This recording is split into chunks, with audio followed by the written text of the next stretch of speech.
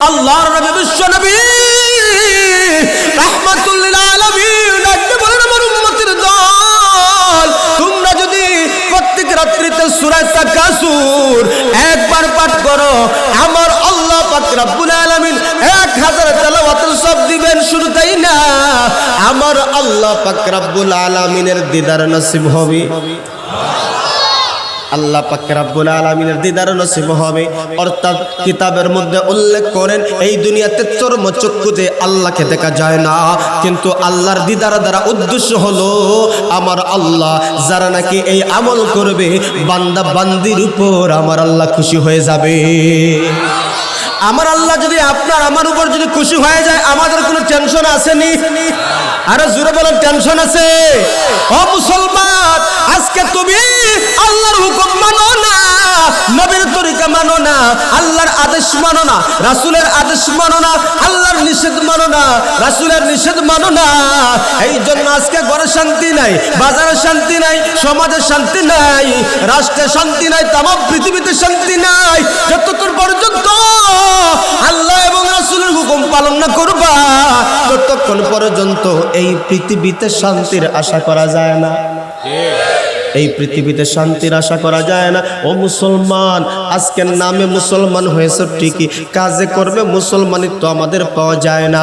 আজকে আব্দুর রহমান, আব্দুল মান্নান, আব্দুল হান্নান এরকম নামদারি শত শত লোক আছে না নাই? এমনও তো লোক আছে আব্দুর রহমান নামকরণ করেছে। আল্লাহ পাক রব্বুল আলামিন বলেন পয়গম্বর আমার কাছে দুইটা নাম প্রিয়, আমার কাছে দুইটা নাম বড় পছন্দনীয়, একটা নাম হলো আব্দুল্লাহ আর একটা হলো আব্দুর রহমান। আমার বন্ধুগণ, আমার প্রাণের ভাইরা, আল্লাহর কাছে দুইটা নাম পছন্দ আব্দুল্লাহ। এরকম আব্দুল্লাহ নামদারি মুসলমান আমাদের সমাজে সুদখোর ঘুষখোর আসেনি না নাই? কথা বলেন আসেনি না নাই?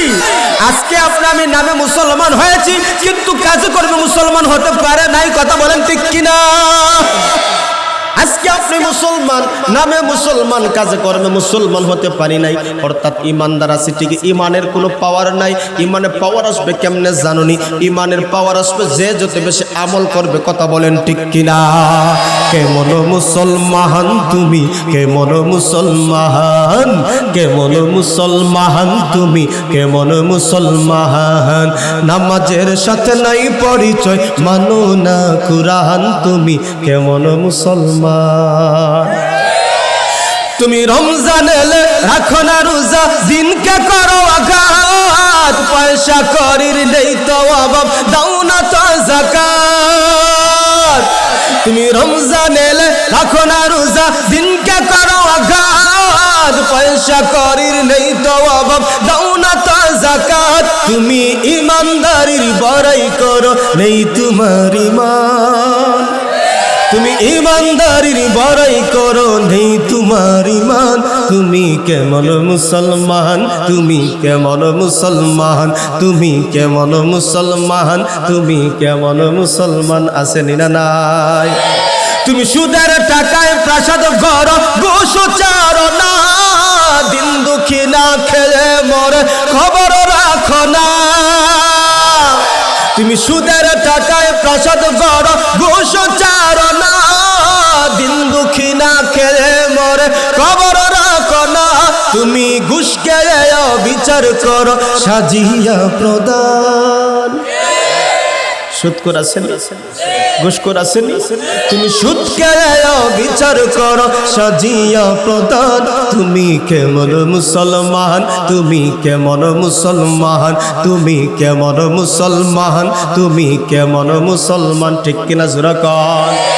তুমি নবীর উম্মত দাবি করো, সুন্নাহ মানো না, নবীর অপমানে তোমার হৃদয় কাঁদে না। কথা বলো ঠিক কিনা? তুমি নবীর উম্মত দাবি করো, সুন্নাহ মানো না, নবীর অপমানে তোমার হৃদয় কাঁদে না। তুমি বিজাতীয় সংস্কৃতিতে সপেছ পরাণ, তুমি কেমন মুসলমান, তুমি কেমন মুসলমান, তুমি কেমন মুসলমান, তুমি কেমন মুসলমান। কথা বলেন ঠিক কিনা? নামধারী মুসলমান আমাদের সমাজে আছে না নাই? নামে মুসলমান অনেক অনেক অনেক অসংখ্য অগণিত নামে মুসলমান, কিন্তু কাজে করবে মুসলমানের তো পাওয়া যায় না। চেহারার মধ্যে মুসলমানের আলামত নাই, পোশাকের মধ্যে মুসলমানের আলামত নাই, লেনদেনের মধ্যে মুসলমানের আলামত নাই, পর্দার মধ্যে মুসলমানের আলামত নাই। অর্থাৎ প্রত্যেকটা সেক্টরে যখন আমার আপনার আল্লাহ রাসূল সাল্লাল্লাহু আলাইহি ওয়াসাল্লামের বিধান থাকার কথা ছিল, ও মুসলমান দুনিয়ার প্রাচুর্যের মুখে পড়ে আল্লাহ এবং রাসূলের বিধানকে ভুলে গেছে। কথা বলেন ঠিক কিনা? এই জন্য সমাজকে সুন্দর করতে হয়। সমাজকে পারিবারিক জীবন থেকে নিয়ে ব্যক্তিগত জীবন, পারিবারিক জীবন, সামাজিক জীবন, এমনকি রাষ্ট্রীয় জীবন পর্যন্ত যদি সুখ স্বাচ্ছন্দ্য ফিরিয়ে আনতে হয়, কোরআন এবং সুন্নাহ ছাড়া এই সমাজে শান্তির আশা করা যায় না। তাইলে আমার প্রাণের বন্ধু, আমার প্রাণের ভাইয়েরা, এই জন্য আল্লাহ নবী বিশ্ব নবী আমার উম্মতের দল, দৈনিক তুমি 1000 আয়াত তেলাওয়াত করতে অক্ষম পারো না। তুমি যদি তাকাসুর, আলহাকুমুত তাকাসুর এই সূরাটা একবার পাঠ করো, আমার আল্লাহ 1000 আয়াত সমপরিমাণ তেলাওয়াতের সাবধান করবে। আমরা আমল থেকে অনেক দূরে সরে গেছি। আমল নাই, আমল নাই, খুবই কম। একটা সময় ছিল যে আমরা দেখেছি আমাদের দাদা অথবা মুরব্বী যারা ছিলেন, অনেক এখানে আছেন, মানুষ ফজরের নামাজ পড়ে সূরা ইয়াসিন তেলাওয়াত না করে ঘর থেকে বাহির হইতো না। কথা কোন ঠিক? কিন্তু এখন গুনগুন শব্দে ঘর থেকে সূরা ইয়াসিনের তেলাওয়াত আসে না, সূরা রহমানের তেলাওয়াত আসে না, সূরা ওয়াকিয়ার তেলাওয়াত আসে না, সূরা মুলকের তেলাওয়াত আসে না। কথা বলেন ঠিক কিনা?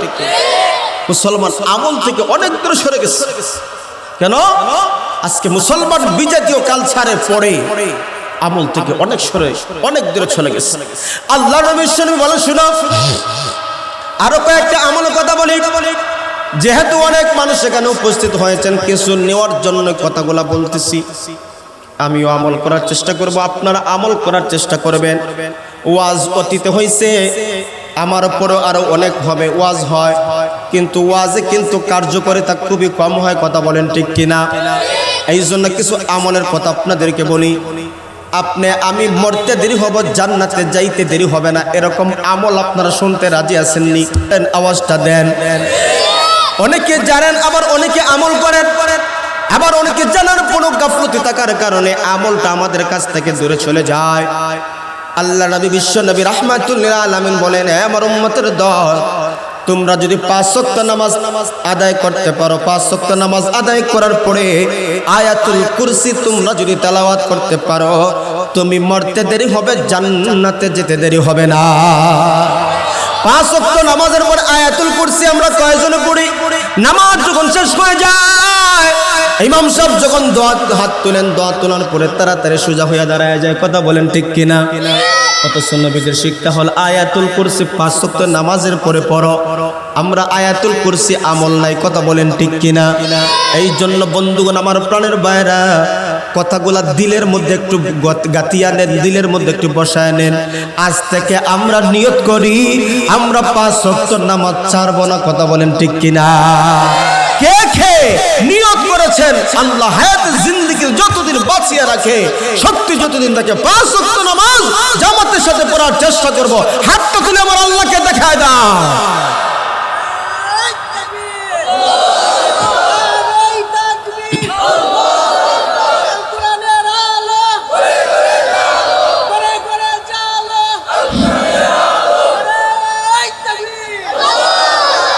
পাঁচ ওয়াক্ত নামাজের পরে আয়াতুল কুরসি আমলটা করব ইনশাআল্লাহ।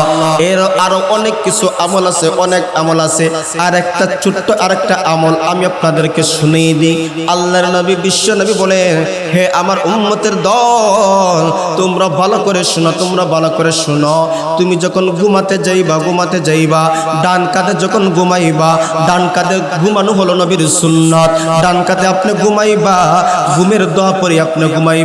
আল্লাহর নবী বিশ্ব নবী বলেন, তুমি যদি 100 বার কুল হুয়াল্লাহ সূরা 100 বার কুল হুয়াল্লাহ সূরা তুমি তেলাওয়াত করে তুমি যদি ঘুমিয়ে যাও, ডান কাঁধে তুমি যদি ঘুমিয়ে যাও, কিয়ামতের কঠিন ময়দানে জান্নাতের 8টা দরজা তোমার সামনে থাকবে। আমার আল্লাহ ডাক দিয়ে বলবেন, হে আমার গোলাম, জান্নাতের ডান দিকে যে কোনো দরজা দিয়ে তুমি প্রবেশ করিয়া যাও। এই জন্য ছোট্ট ছোট্ট আমল আমরা সঙ্গে রাখার দরকার আসেনি? আর জোরে বলেন, দরকার আসেনি? আজকে মুসলমান আমল থেকে অনেক দূরে চলে গেছি। এই জন্য সমাজকে পরিবর্তনের জন্য আমলের দরকার আছে কি নাই? সূরা তাকাসুর সহ আরো যত সূরা আছে কুইজা কুইজা আমল করব ইনশাআল্লাহ। কথা বলেন ঠিক কি না? সূরা তাকাসুরের শান নুজুল সম্পর্কে কয়েকটা বর্ণনা পাওয়া যায়। এর মধ্যে একটা বর্ণনা আপনাদেরকে শোনাই। মক্কার মধ্যে 2টা গোত্র ছিল। একটা গোত্র বনি হারেসা, আরেকটা হলো বনিল হারেস। এই 2টা গোত্রের প্রায় ঝগড়া লেগে থাকতো। আমাদের সমাজে ঝগড়া হয়নি? কথা বলেন, আমাদের সমাজে ঝগড়া হয় কি? তাদের মধ্যে ঝগড়া লাগতো। কেন ঝগড়া লাগতো? ঝগড়া লাগতো তাদের মধ্যে কোন গোত্র, কোন বংশ, কার থেকে কে কত সম্মানী। অহংকার আসেনি এইভাবে? কথা বলে, এক এলাকা আরেক এলাকার সাথে ঝগড়া বাজে। ঝগড়ার মূল কারণ হলো আমার গ্রামের মধ্যে শিক্ষিত বেশি, টাকাওয়ালা বেশি, অর্থওয়ালা বেশি। কথা বলেন ঠিক কিনা? অন্য এলাকায় বলে আমাদেরও শিক্ষিত বেশি, টাকাওয়ালা বেশি, সরকারি চাকরি বেশি। এইভাবে নিয়ে অহংকার দেখায়। কথা বলেন ঠিক কিনা? এই 2টা গোত্রের মধ্যে অহংকার এমন পর্যায়ে গেছে, আত্মমর্যাদা আত্মগরিমা এমন পর্যায়ে বেড়ে গেছে, তাদের পূর্বপুরুষ নাম নিয়ে বর্ণনা করতে করতে এক পর্যায়ে কবরে গেছে। কবরে গিয়া বলে অমুক জায়গায় আমার বাবা শায়িত আছে, অমুক জায়গায় আমার দাদা, অমুক জায়গায় তার দাদা। এইভাবে বংশের গৌরব দেখাতে দেখাতে তারা এক পর্যায়ে বলে আমরা 3টা 4টা 5টা লাশ কবর তোমাদের থেকে বেশি। এই যখন অবস্থা তাদের মধ্যে দেখা দিয়েছে, মহান আল্লাহ বিশ্বনবীকে জানিয়ে দিলেন, ওগো আমার হাবিব, আপনি এই সমস্ত জাতিদেরকে আপনি শুনিয়ে দেন যারা অহংকার করে, হিংসা করে, আত্মমর্যাদা প্রকাশ করে।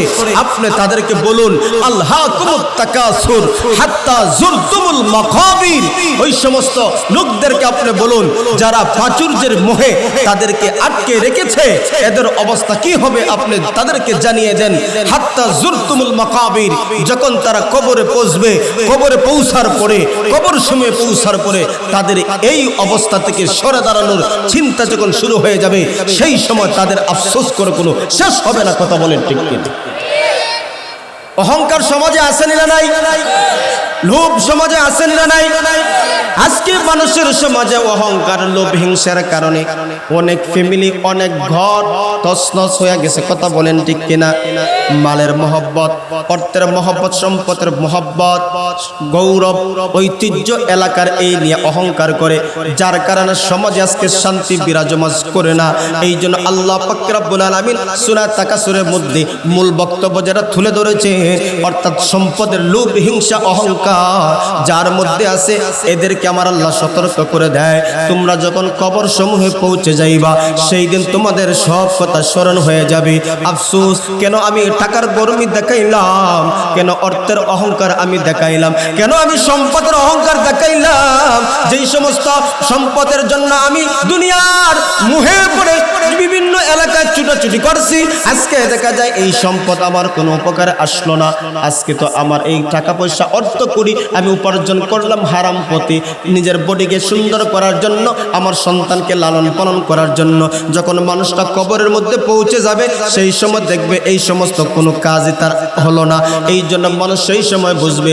আল্লাহ পাক রব্বুল আলামিন গুনাহগার সমাজকে সতর্ক করার জন্য আল্লাহ রাসূল সাল্লাল্লাহু আলাইহি সাল্লাম বলেন, সূরা তাকাসুর বেশি বেশি করে তেলাওয়াত করবা। এই তেলাওয়াতের মধ্যে অহংকারের অবস্থাটা আমার আল্লাহ তুলে ধরেছেন।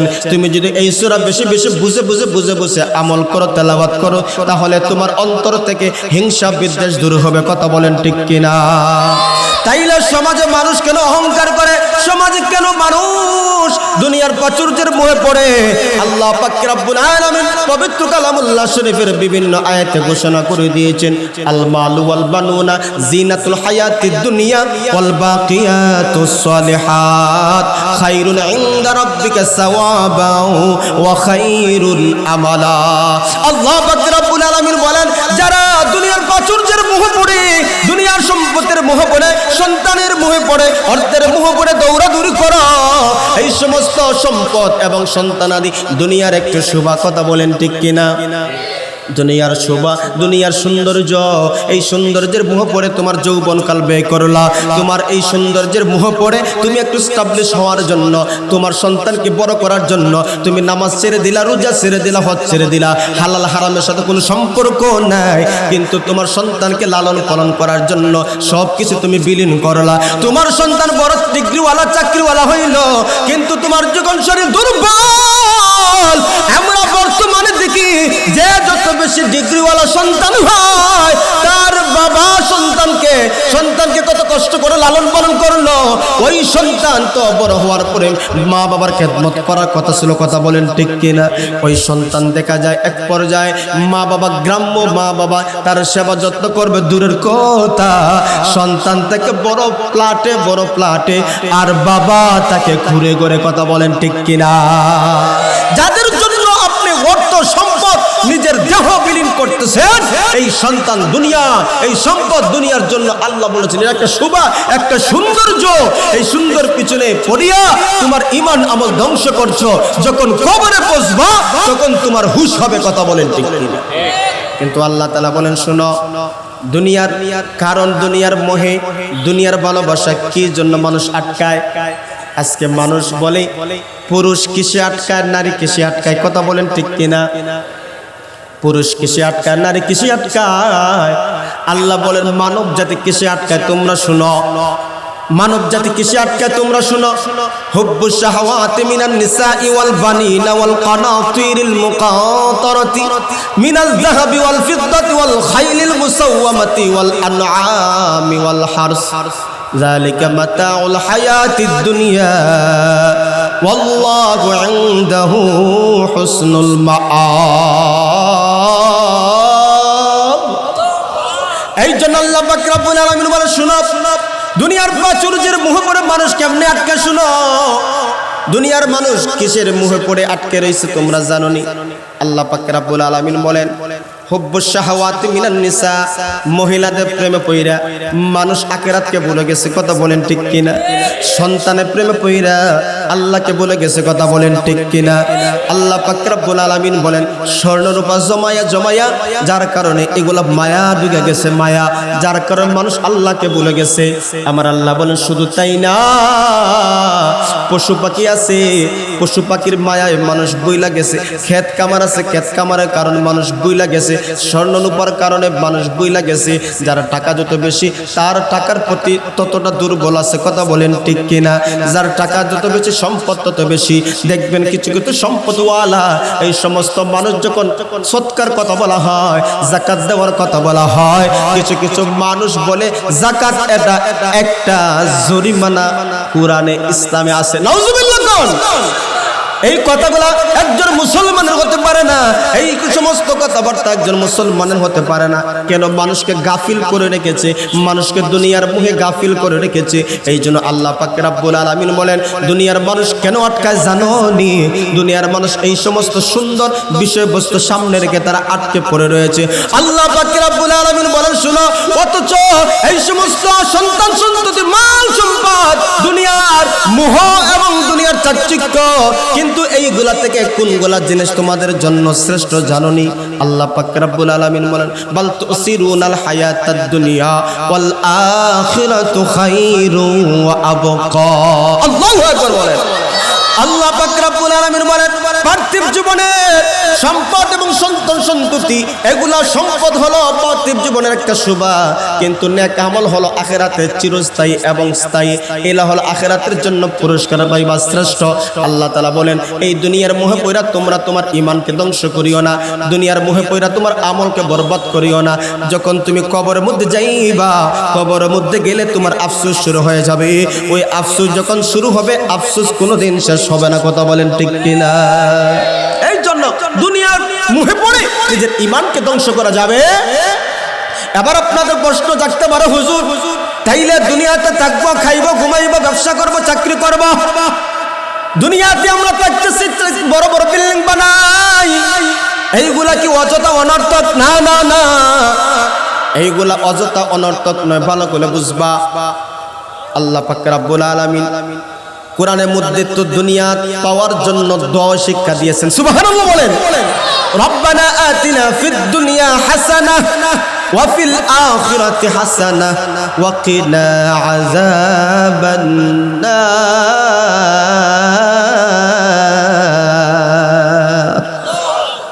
দুনিয়ার কল্যাণ আল্লাহর কাছে চাইবা, দুনিয়ার কল্যাণ চাইবা, আখিরাতের কল্যাণ চাইবা, দুনিয়ার কল্যাণ আল্লাহর কাছে চাইবা। আল্লাহ, আমি দুনিয়াতে থাকতে হবে, ফিরতে হবে, চলতে হবে, দুনিয়ার কল্যাণ আমাদেরকে দিয়ে দাও। দুনিয়ার আখিরাতের কল্যাণ আল্লাহর কাছে চাইতে হবে। এই জন্য রাসূল বলেন, আদ-দুনিয়া মাজরাআতুল আখিরা, দুনিয়া হলো আখিরাতের ফসল উৎপাদনের জায়গা। সুবহানাল্লাহ। অপরদিকে রাসূল বলেন, হুব্বুদ দুনিয়া রাসু কুল্লি খাতিআ, দুনিয়ার মহব্বত, দুনিয়ার মহব্বত সকল অনিষ্টের মূল, ক্ষতির মূল। কিন্তু ওইদিকে দুনিয়ার জন্য কল্যাণের দোয়া চাওয়া আল্লাহ কোরআনে শিক্ষা দিয়েছেন। আবার রাসূল বলেন, দুনিয়া হলো, দুনিয়ার লোভ লালসা হলো সব অনিষ্টের মূল। এর দ্বারা প্রমাণ হয়ে যায় দুনিয়ার পিছনে ছুটিয়া নামাজ বাদ দেওয়া যাবে না। যদি দুনিয়ার পিছনে ছুটাইয়া দুনিয়া ধরার জন্য, মাল ধরার জন্য, সম্পদ বানানোর জন্য, বিল্ডিং বানানোর জন্য তুমি যদি নামাজ ছেড়ে দাও, রোজা ছেড়ে দাও, হজ ছেড়ে দাও, যাকাত ছেড়ে দাও, তাহলে তোমার সবগুলো বরবাদ। কথা বলেন ঠিক কিনা? কিন্তু দুনিয়া, আল্লাহ পাক রব্বুল আলামিন অপর আয়াতে বলেন, ফাইদা কুদিয়াতিস সালাতু ফান্তাশিরু ফিল আরদ ওয়াবতাগু মিন ফাদলিল্লাহ ওয়াযকুরুল্লাহা কাসীরান লাআল্লাকুম তুফলিহুন।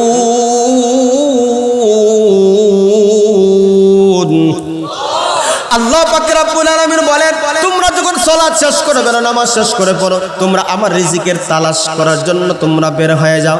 এর দ্বারা রিজিক যখন তালাশ করব, টাকা পয়সা অর্থ করে যখন তালাশ করব, এটা হলো দুনিয়া। আল্লাহ পাক রব্বুল আলামিন এই যখন নির্দেশ দিয়েছেন, তাইলে বুঝতে হবে আল্লাহ যেই কাজের নির্দেশ দিয়েছেন এর কাজের মধ্যে মঙ্গল আছে না নাই। কিন্তু আজকে আপনি আমি আল্লাহর হুকুম মানি না, রাসূলের হুকুম মানি না, আল্লাহর নিষেধ মানি না, রাসূলের নিষেধ মানি না, হারাম পথে মানুষ টাকা উপার্জন করে কি করে না? হারাম পথে টাকা উপার্জন করে। এইগুলা হলো দুনিয়া এবং আখিরাতের বরবাদ। এই জন্য হে মুসলমান, তুমি দুনিয়ার পিছনে ছুটবা হালাল তরিকায়। হালাল তরিকায় তুমি যদি কোটি কোটি টাকার মালিক হয়ে যাও, এর মধ্যে কোনো অসুবিধা নাই। কথা বলেন ঠিক না? ও তুই এই দুনিয়ার মায়ায় পড়ে করছো কত বাহানা, এই যে নয় তোরা আসল বাড়ি, কবর যে তোরা আসল ঠিকানা। এই যে নয় তোরা আসল বাড়ি, কবর যে তোরা আসল ঠিকানা। ভাই বেরাদার যারাই ছিল, একে একে সবাই গেল, বন্ধু বান্ধব যারাই ছিল, একে একে সবাই গেল। তুমি আমি কেউ রব না, দিতে হবে রাওয়ানা। এই যে নয় তোরা আসল বাড়ি, কবর যে তোরা আসল ঠিকানা। কথা কোন ঠিক না? আমাদের আসল ঠিকানা কবর, আমাদের আসল ঠিকানা জান্নাত। কথা বলতে দুনিয়ার পড়ে লোভে পড়ে, দুনিয়ার মায়ায় মহব্বতে পড়ে আপনি আমি আখিরাতকে ভুলে গেলে হবে? আর জুরাগন হবে? এই জন্য অনেক দুনিয়াদার যখন আল্লাহর ভয় তাদের মধ্যে চলে আসছে, আখিরাতের ভয় যখন তাদের মধ্যে চলে আসছে, অনেক দুনিয়াদার মানুষ আল্লাহর ওলি হয়ে গেছে। কথা কোন ঠিক? ভয় আনতে হবে আল্লাহ, আখিরাতের ভয় থাকতে হবে। কারণ আমাকে জিজ্ঞাসা করা হবে কিয়ামতের কঠিন ময়দানে, আমাকে জিজ্ঞাসা করা হবে, আপনাকে জিজ্ঞাসিত হতে হবে, আমাকে জিজ্ঞাসা করা হবে। আমার আল্লাহ সূরা তাকাসুর 6 নম্বর আয়াত আল্লাহ বলেন, সুম্মা লাতুসআলুন্না ইয়াওমা ইযিন আনিন নাঈম। সেই দিন আমাকে জিজ্ঞাসা করা হবে আল্লাহর পক্ষ থেকে যে নিয়ামতগুলো ভক্ষণ করেছি, নিয়ামতের হিসাব দাও। আপনাকে জিজ্ঞাসা করা হবে আল্লাহর পক্ষ থেকে যত নিয়ামত ভক্ষণ করেছি হিসাব দাও। আল্লাহ যদি প্রশ্ন করেন উত্তর দিতে পারবো? কথা বলেন। আল্লাহ যদি জিজ্ঞাসা করেন কটাই বছর সেরাগালি করিম আলী রহিম আলী অসংখ্য অগণিত নিয়ামত তোমাকে দিয়েছিলাম, একটা নিয়ামতের হিসাব দাও, পারবো? কথা বলেন। তাইলে বোঝা গেল আল্লাহর নিয়ামত দামি, আল্লাহর নিয়ামত দামি। এই নিয়ামত ভোগ করে নাফরমানি করি কেমনি? কথা বলেন ঠিক কি? এই জন্য আল্লাহর হাবিব সাল্লাল্লাহু আলাইহি ওয়াসাল্লাম বলেন, আমার উম্মতের দল, তোমরা দুনিয়ার মুখে পড়ে যখন পার্থিব জীবনকে বলে গেলা, তখন বিপর্যয় কারণ সমাজে দেখা দিবে। আবু দাউদ শরীফের এক হাদিসে আল্লাহর নবী বিশ্ব নবী রাহমাতুল লিল আলামিন সাহাবায়ে কেরামদেরকে এইভাবে মজলিসে বসিয়া বললেন, হে আমার সাহাবীরা, এমন একটা সময় হবে আমার উম্মতের হালত কেমন হবে তোমরা জানো নি? আমার উম্মতের হালত হবে নদীর মধ্যে পানির স্রোতে যখন বয়ে যায়, পানির স্রোত যখন বয়ে যায়, ওই পানি যখন বইতে থাকে, পানির উপরে অনেক খড়ু কাটা থাকে কি থাকে না? কথা বলেন। ওই পানির উপরে অনেক ময়লা আবর্জনা বস্তু চলে যায়। আল্লাহর নবী বিশ্ব নবী ডাকতে বলেন, আমার উম্মতের অবস্থা এমন হবে, তাদের কোনো শক্তি থাকবে না, তাদের কোনো পাওয়ার থাকবে না। সাহাবায়ে কেরামদেরকে বিশ্ব নবী ডাকতে বলেন, আর শুনো, আমার উম্মতদেরকে দস্তরখানা বিছাইয়ে যেমন ভাবে খাবার দেওয়া হয়, যেমন ভাবে প্লেটের মধ্যে খাবার দেওয়া হয় আর ডাক দেওয়া হয়, আসো আসো খাও, ফিরি খাও, ঠিক তদ্রুপভাবে আমার উম্মতদেরকে ইহুদি খ্রিস্টানেরা তাদের সাথে বন্ধুত্ব করে তাদের ঈমানকে ধ্বংস করার জন্য দস্তরখানা বিছায়া দিবে।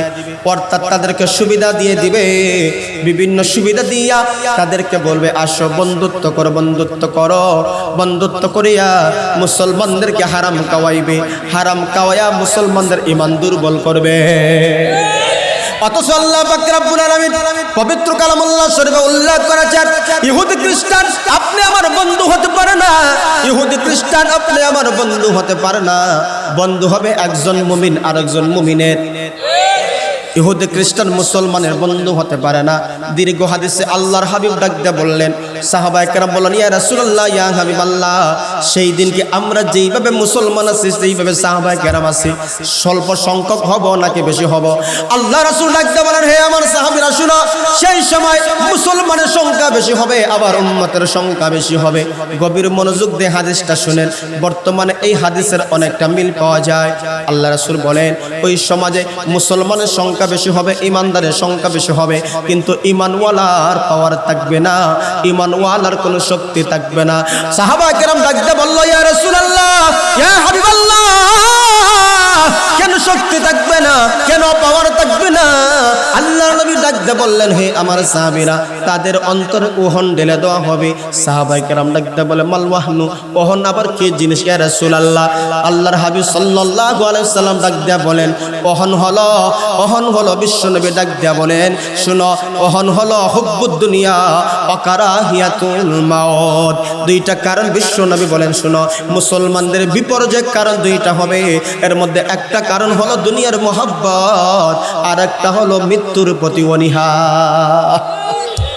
এখন হাদিসের সাথে আপনি আমি মিলাই, দুনিয়ার মহব্বত লোক আমাদের সমাজে বেশি না কম? দুনিয়া চাই, অর্থ চাই, টাকা চাই। অমুক ভাই একতলা বিল্ডিং বানাইছে, আমি আরেকতলা বিল্ডিং বানাতে চাই, এরকম মনোভাব আমাদের সমাজে আছে না নাই? তাইলে বোঝা গেল আল্লাহর নবী সারা 1400 বছর পূর্বে মুসলমানের বিপর্যয় কেন হবে বিশ্ব নবী বলে দিয়েছেন। আর এর বর্তমানে প্র্যাকটিক্যাল আমাদের সমাজে পাওয়া যায়। আজকে মুসলমানদের ভিতরে দুনিয়ার মহব্বত আছে, মুসলমানরা দুনিয়ার মহব্বত এমন ভাবে অন্তরে ঢুকাইছে, তার যে মরণ সামনে আছে এই কথাটাই ভুলে গেছে। কথা বলেন ঠিক কিনা? আমার বন্ধুগণ, মানুষ বেশি হওয়ার কারণে জায়গা হচ্ছে না। আমরা একটু সামনে আসি, মেহরবানি করে আমার ভাইদেরকে একটু সুযোগ দেই, একটু সামনে চলে আসি, আর একটু সামনে। মাশাআল্লাহ, আলহামদুলিল্লাহ, এদেরকে আমরা সুযোগ করে দেই, আর একটু সুযোগ করে দেই আমার ভাই বেরাদরকে। এই জন্য যেই কথাটা বলেছি, আজকে মুসলমানের দিকে তাকান, আজকে বাংলাদেশের মুসলমানদের দিকে তাকান, বর্মার মুসলমানদের দিকে তাকান, ফিলিস্তিনের মুসলমানদের দিকে তাকান। আজকে কোথাও মুসলমান কোন শান্তিতে নয়। কথা বলেন ঠিক কিনা? আরেকটা হাদিস আপনাদেরকে শুনাই। ও দুনিয়াদার মুসলমান, শুনো, তোমাদের অবস্থা এমন হওয়ার কারণে মুসলমানের বিপর্যয় আল্লাহর হাবিব 1450 বছর পূর্বেই দিকেছেন। দুনিয়াদার মুসলমানদের অবস্থা যখন এমন হবে, তখন আল্লাহ নবী বলেন, শুনো, আল্লাহ পাক রব্বুল আলামিন পবিত্র কালামুল্লাহ শরীফে দুইটা মসজিদের কথা উল্লেখ করেছেন। একটা মসজিদ হলো বাইতুল্লাহ, যাকে হারাম বলা হয়, আর একটা হলো বাইতুল মুকাদ্দাস। আমার বন্ধুগণ, দুই মসজিদের কথা আল্লাহ পবিত্র কালামুল্লাহ শরীফে ডাইরেক্ট উল্লেখ করেছেন। বিশ্বনবী রাহমাতুল্লিল আলামিন বলেন, আমার সাহাবীরা শুনো, যখন বাইতুল্লাহর উপর কোন জালিম যদি আক্রমণ করতে চায়, আমার আল্লাহ কুদরতিভাবে বাইতুল্লাহর হেফাজত করবে। বাদশা আব্রাহা বাইতুল্লাহর উপর আক্রমণ করেছে, আল্লাহ পাক রব্বুল আলামিন বাইতুল্লাহকে হেফাজত করেছেন আবাবিল পাঠায়া। কথা বলেন ঠিক কিনা? আমার আল্লাহ যাকে যাকে ক্ষুদ্র ক্ষুদ্র পাখি পাঠায়া আল্লাহর ঘর বাইতুল্লাহকে হেফাজত করেছেন।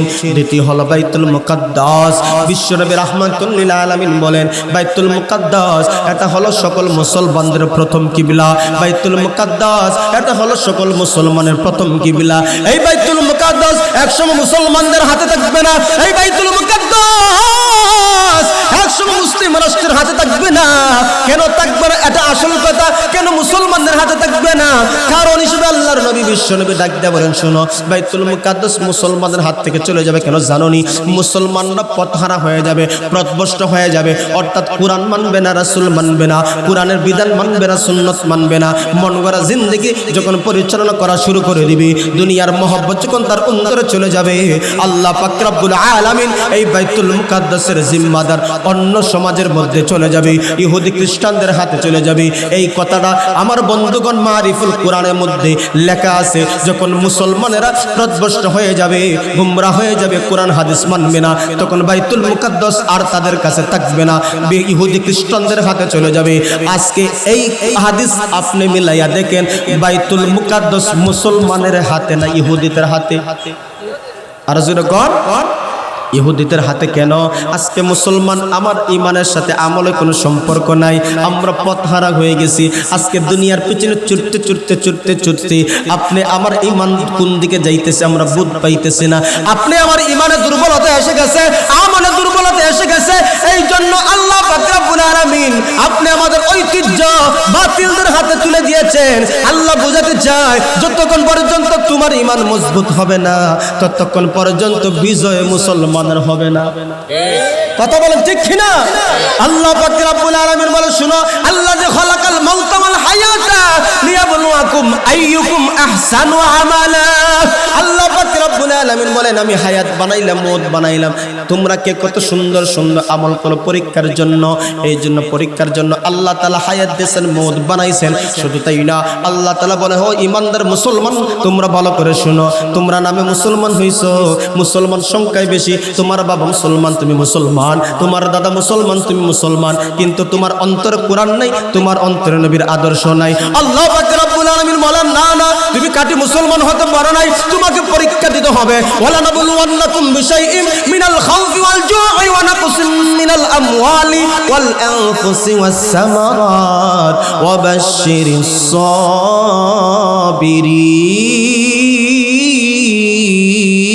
সাবিরিন। আল্লাহ পাক রব্বুল আলামিন কোরআনে বিভিন্ন আয়াতে মুসলমানদের পরীক্ষা নেবেন, পরীক্ষার মধ্যে যখন পাস হয়ে যাবে তখন বিজয় নিশ্চিত। কথা বলেন ঠিক কিনা?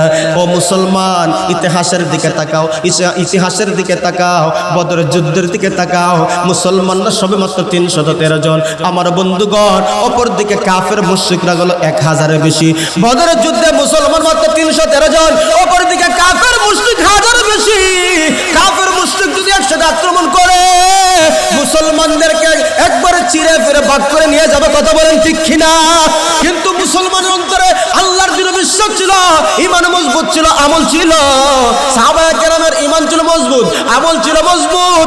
এই জন্য কাফের মুশরিক 1000 অধিক থাকার পরেও 313 জন বিজয় চিনিয়ে এনেছিলেন আল্লাহর মদদে। কথা বলেন ঠিক কিনা? ও মুসলমান, আজকে ফিলিস্তিনে মুসলমান মার খায়, আজকে গাজার মুসলমান মার খায়, আজকে বার্মার মুসলমান মার খায়, আজকে নীরবে বাংলাদেশের মুসলমান মার খাইতেছে। কথা বলেন ঠিক কিনা? আজকে বাংলার মুসলমান মার খাইতেছে। কিন্তু মার কেন খায়? মার কেন খায়? জুলুম কেন হয়? জুলুম কেন হয়? নবীজির হাদিস রিসার্চ করলে দেখা যায় মুসলমান কুরআন এবং সুন্নাহ থেকে অনেক দূরে চলে গেছে। যতই বিপ্লব বিপ্লব মিছিল মিটিং দেখাই না, করি না কেন, এগুলা কাজ হবে না যতক্ষণ ঈমান আমল মজবুত না হবে। কথা বলেন ঠিক কিনা? বিপ্লব মানে জীবন দেয়া বসে থাকা নয়, সে কোনদিন আসবে না রে করো যদি ভয়। বিপ্লব মানে জীবন দেয়া বসে থাকা নয়, সে কোনদিন আসবে না রে করো যদি ভয়। আসবে বিজয় রক্ত আর জীবনের বিনিময়, আসবে বিজয় রক্ত আর জীবনের বিনিময়। বিপ্লব মানে জীবন দেয়া বসে থাকা নয়, সে কোনদিন আসবে না রে করো যদি ভয়। লড়াইয়ের ওই ময়দানেতে যেতে তোমাকে হবে, প্রয়োজন সব রক্তটুকু জমিনে ঢেলে দেবে। লড়াইয়ের ওই ময়দানেতে যেতে তোমাকে হবে, প্রয়োজন সব রক্তটুকু জমিনে ঢেলে দেবে। তবুও তোমায় লড়তেই হবে, মানিবে না পরাজয়। তবুও তোমায় লড়তেই হবে, মানিবে না পরাজয়।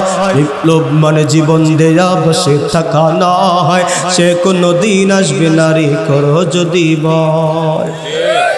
আমরার অন্তরে মৃত্যুর ভয়, আমরার অন্তরে মৃত্যুর ভয়। যদি ঈমান থাকতো, আমল থাকতো, তাহলে মৃত্যুর ভয় অন্তর থাকতো না। কেন জানেননি? মরলে শহীদ, বাঁচলে গাজী। কথা বলে ইমানদার মুসলমান ঠিক কিনা? যদি মুসলমানের আমল মজবুত থাকতো, ঈমান যদি ঠিক থাকতো, তাহলে মুসলমান মরণকে ভয় পাইতো না। মুসলমান কখনো মরণকে ভয় পাইতো না।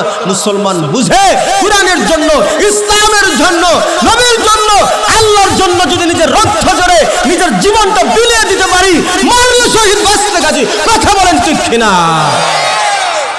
কিন্তু আপনি আমি ঈমান তো দুর্বল, আমল তো দুর্বল, এই জন্য আমরা তার ফল ভোগ করতে পারতেছি না। তাহলে ঈমান আমল মজবুত করার দরকার আছে না নাই?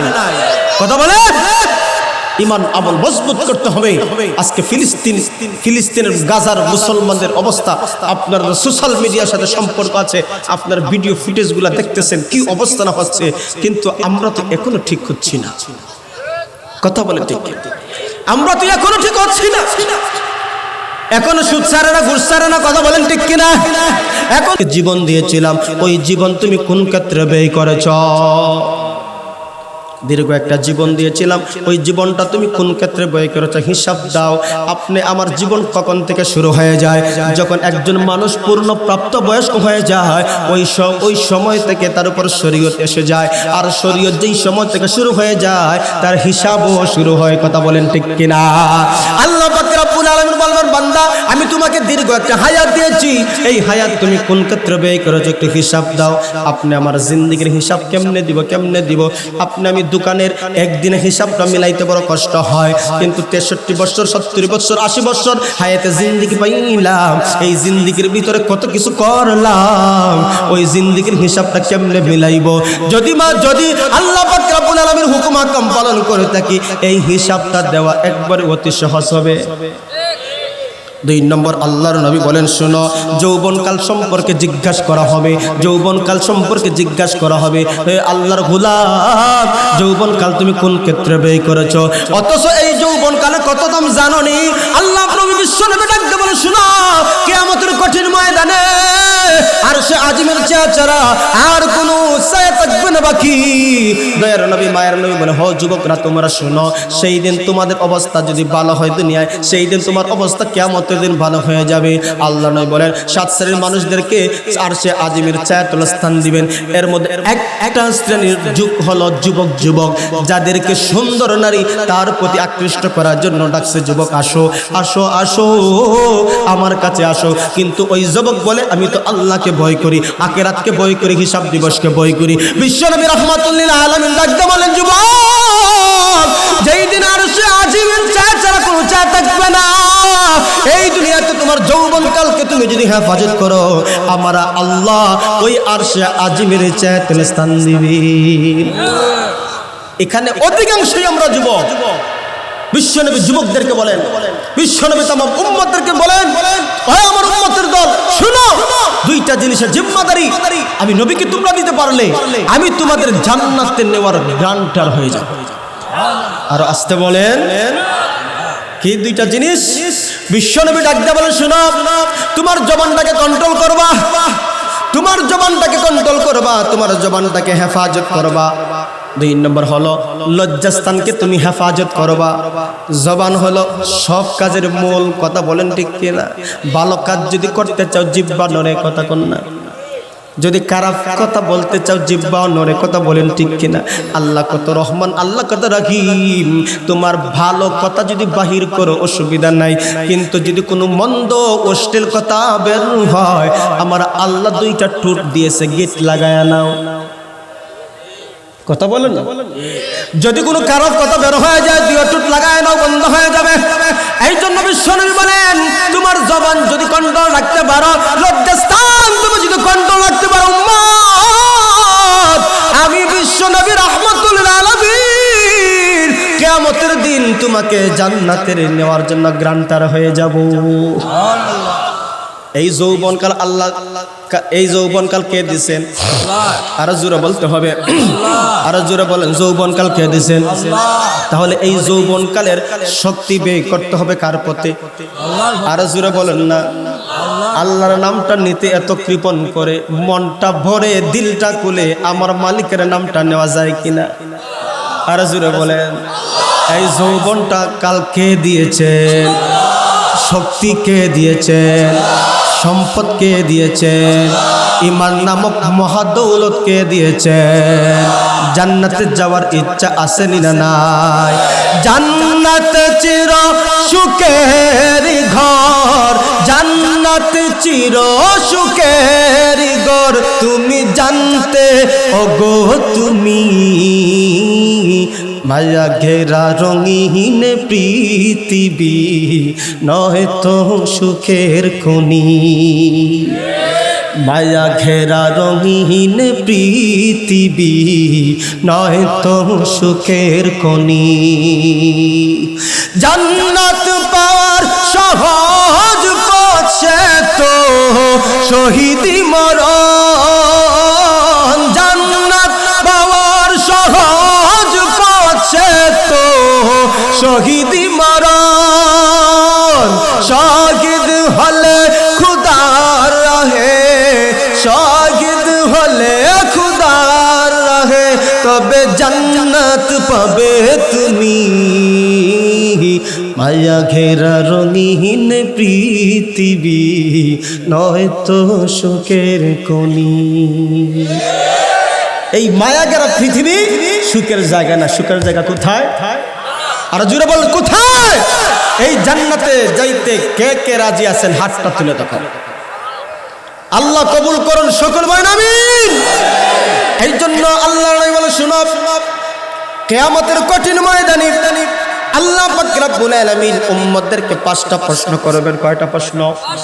আর জোরে বলেন কয়টা? এটা আমাকে করবেন, আপনাদেরকে করবেন। এই জন্য এই 5টা প্রশ্ন আজকে মুখস্থ কইরা নেন। 1 নম্বর হলো যৌবনকাল, জীবন আমি আল্লাহ তোমাকে দান করলাম, কোন পথে ব্যয় করেছ? 2 নম্বর হলো যৌবনকাল, তুমি কোন পথে ব্যয় করেছ?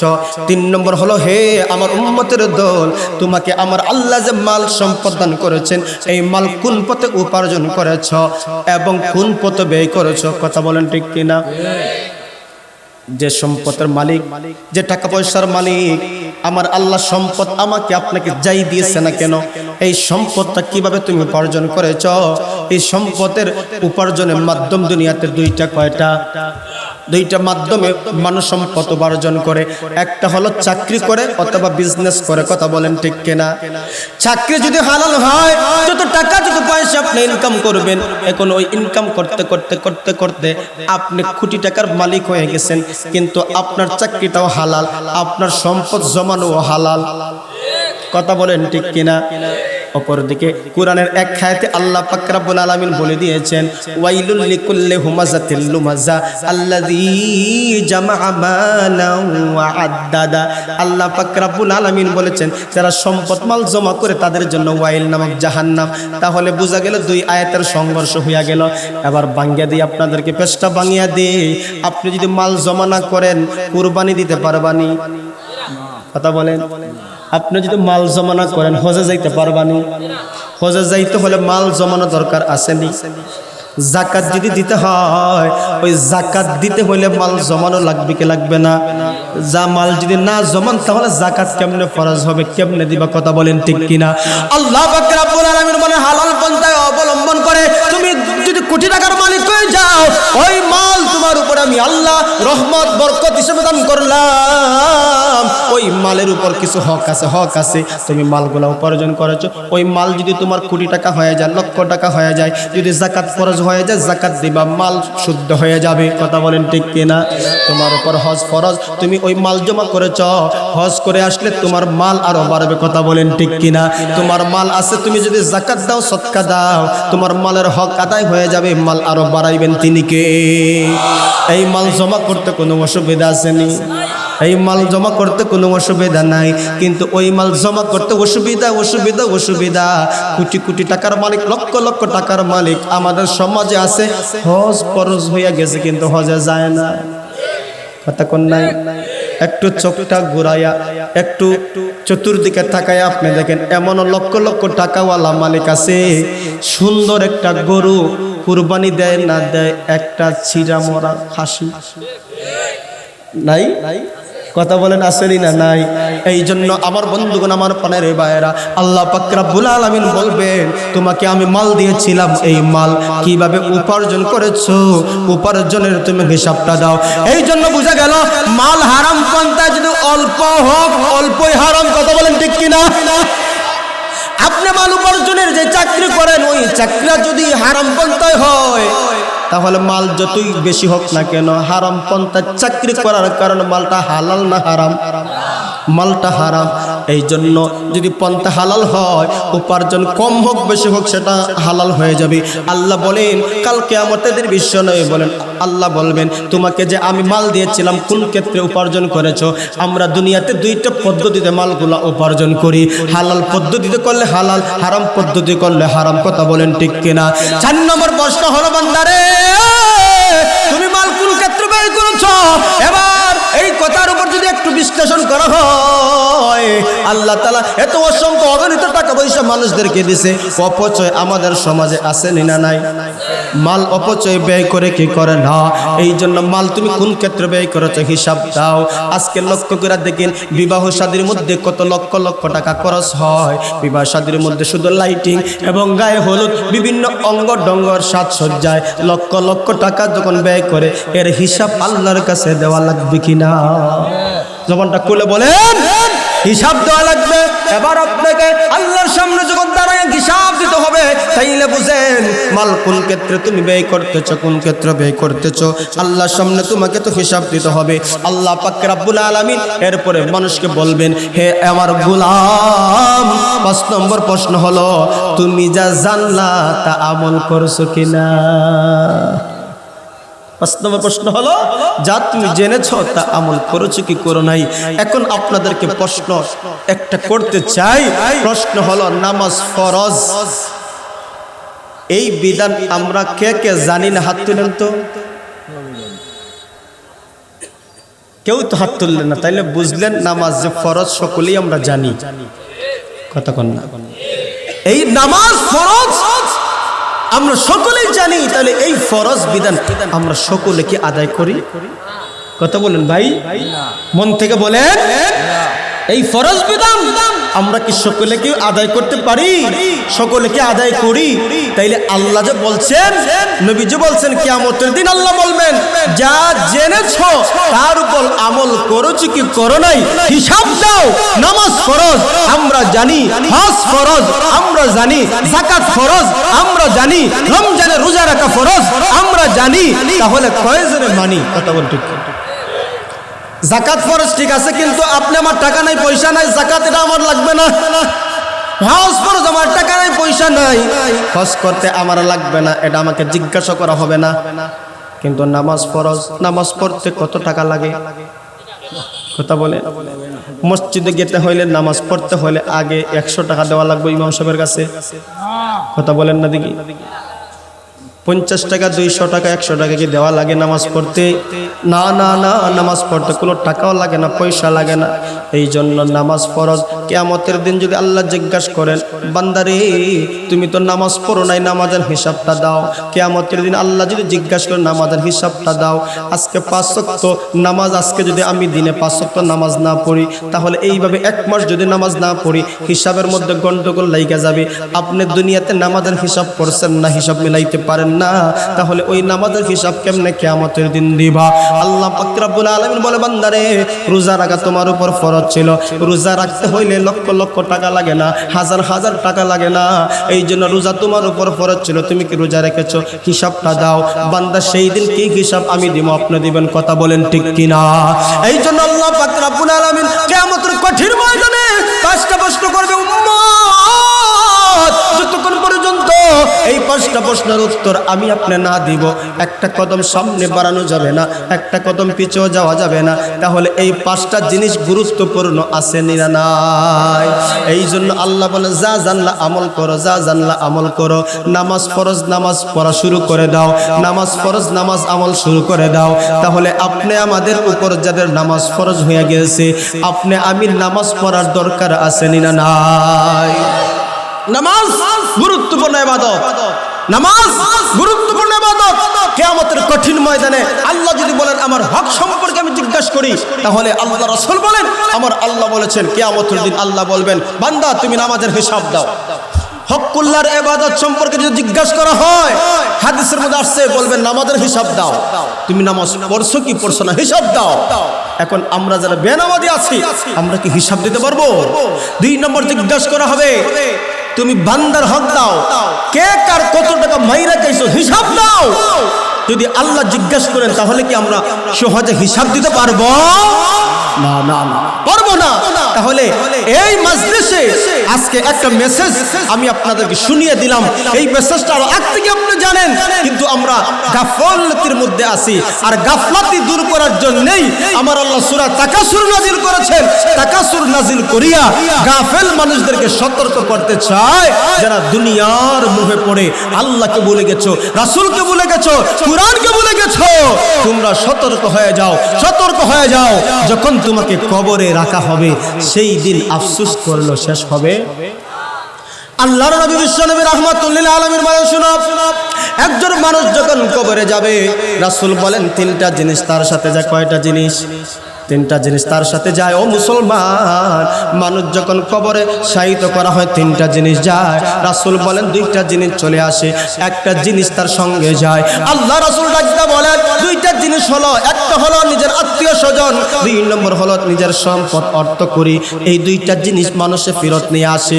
আত্মীয় স্বজন কবরে রাইকা তারা চলে আসে, মাল সম্পদ তার কবরে যায় না, চলে আসে।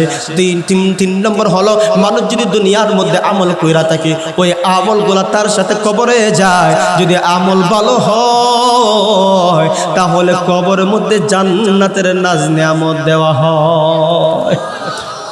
এই জন্য আমল করার দরকার আসেনি না নাই? আমার রাসূল বলেন, আমার উম্মতরা শুধু বলে আমার আমার এটা আমার এটা আমার, কথা বলেন ঠিক কিনা? আমার উম্মতরা শুধু বলে এটা আমার এটা আমার এটা আমার, কিন্তু রাসূল বলেন তুমি যা খাইলা এটা হলো তোমার, যা পরিধান করলা এটা হলো তোমার, যেই জিনিসগুলো তুমি সদকা করলা এটা হলো তোমার, কথা বলেন ঠিক কিনা?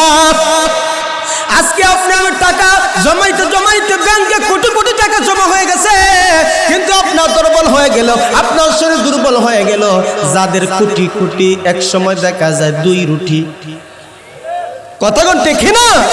যার কোটি কোটি টাকা এক সময় ডাক্তার বলে 2 রুটি ছাড়া আর খাইতে পারে না, 2 রুটি এমনকি গোশত খাইতে পারে না, সবজি, কথা বলেন ঠিক না?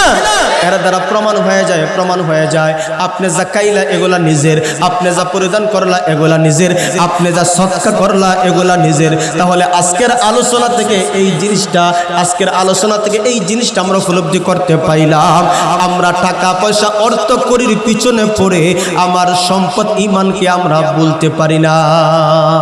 আপনি আমার সম্পদ অমূল্য ধন ঈমান, এই ঈমানটাকে আমরা দুর্বল করতে পারি না, ধ্বংস করতে পারি না। তাইলে আসুন, সূরা তাকাসুরের মূল বক্তব্য হলো দুনিয়াদারদের মেসেজ দিয়েছেন অর্থ সম্পদ এর পিছনে পড়ে তোমরা ঈমানকে দেশ শেষ করে দিও না, খবরে পৌঁছাইলে বুঝতে পারবা ঈমানের কত দাম। তাইলে আপনি আমাদেরকে এই ঈমানকে মজবুত করে আখিরাতের সম্পদ কামাই করার দরকার আছে না নাই? আল্লাহ তাআলা যেন আমাকে আপনাকে ঈমান মজবুত করে আমলের মাধ্যমে ব্যক্তিগত জীবন, পারিবারিক জীবন, সামাজিক জীবন যেন সুন্দর করতে পারে। সকলে বলেন আমিন। ওয়া আখিরু দাওয়ানা আলহামদুলিল্লাহি রাব্বিল আলামিন।